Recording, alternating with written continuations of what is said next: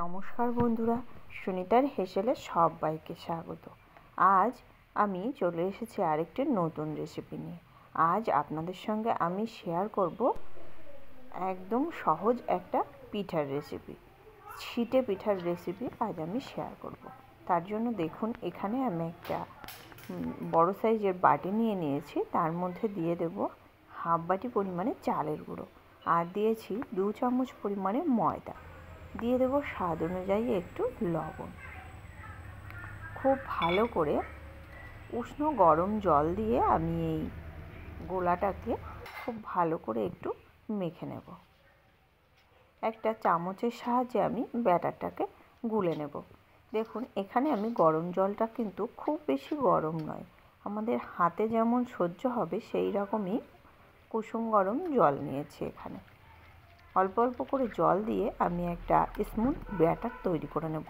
আর এই ব্যাটারটা কিন্তু খুব ঘন হবে না, আবার খুব বেশি পাতলা হবে না, মিডিয়াম থাকবে ব্যাটারটা।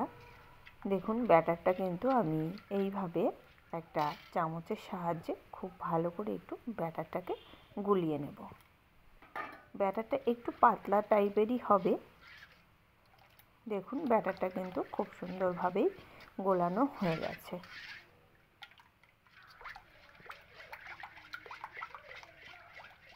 এই পিঠে বানানো কিন্তু খুবই সহজ। যারা কোনো পিঠেই বানাতে পারেন না, তারা এই ছিটে পিঠে একবার বানিয়ে দেখতে পারেন। এটা কিন্তু মানে ঝোলা গুড় কিংবা মাংস দিয়ে খেতে কিন্তু অসাধারণ লাগে। দেখুন, এই রকমই পাতলা একটা ব্যাটার তৈরি করে নিয়েছি। এবার আমি একটা ওভেনে কড়াই বসিয়ে দিয়েছি। কড়াইটা কিন্তু খুব ভালো করে গরম করে নিয়েছি, নিয়ে আমি সামান্য একটু অয়েল ব্রাশ করে নিয়েছি। এবার এই পিঠেটা আমি এইভাবে হাতের সাহায্যে ছিটিয়ে ছিটিয়ে পুরো কড়াতে আমি দিয়ে দেব।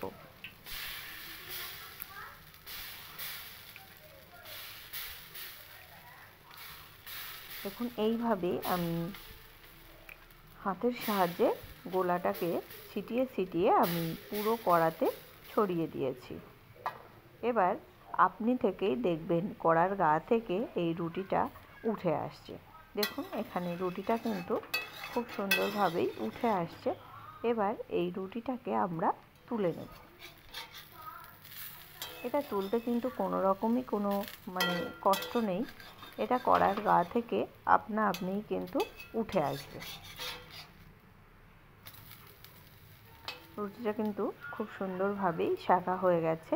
এবার এই ছিটে রুটিটাকে আমি তুলে নেব। এটা বানানো কিন্তু খুবই সহজ, আর খুব চটজলদি তৈরি করে নেওয়া যায়। এই ছিটে পিঠাটা খেতেও কিন্তু লাগে অসাধারণ। আমি আরও একটা তৈরি করে আপনাদেরকে দেখাচ্ছি। এইভাবে ব্যাটারের মধ্যে হাত চুবিয়ে কড়ার গায়ে এইভাবে একটু ছিটিয়ে দিলেই কিন্তু তৈরি হয়ে যাবে ছিটে পিঠা।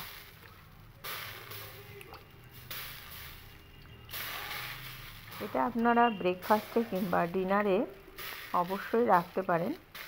এটা বানানো কিন্তু খুবই সহজ, আর খুবই চটজলদি তৈরি করে নেওয়া যায় এই ছিটে পিঠাটা। এই একই রকমভাবেই আমি আরও একটা তৈরি করে আপনাদেরকে দেখাচ্ছি।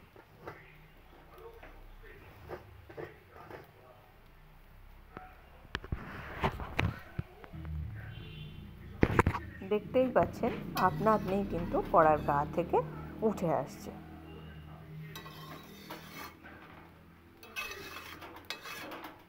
এই একই রকমভাবেই আমি সমস্ত ছিটা রুটিগুলোকে কিন্তু তৈরি করে নেব।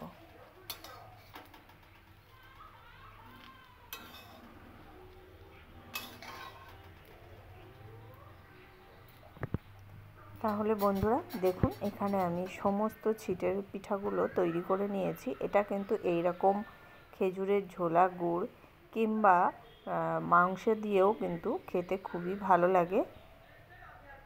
আর দেখুন, রুটিগুলো কিন্তু কতটা সফট হয়েছে, খুব সুন্দর হয়েছে রুটিগুলো। তাহলে বন্ধুরা, আমার এই ছিটে পিঠার রেসিপিটি আপনাদের কেমন লাগলো অবশ্যই কিন্তু কমেন্ট করে জানাবেন।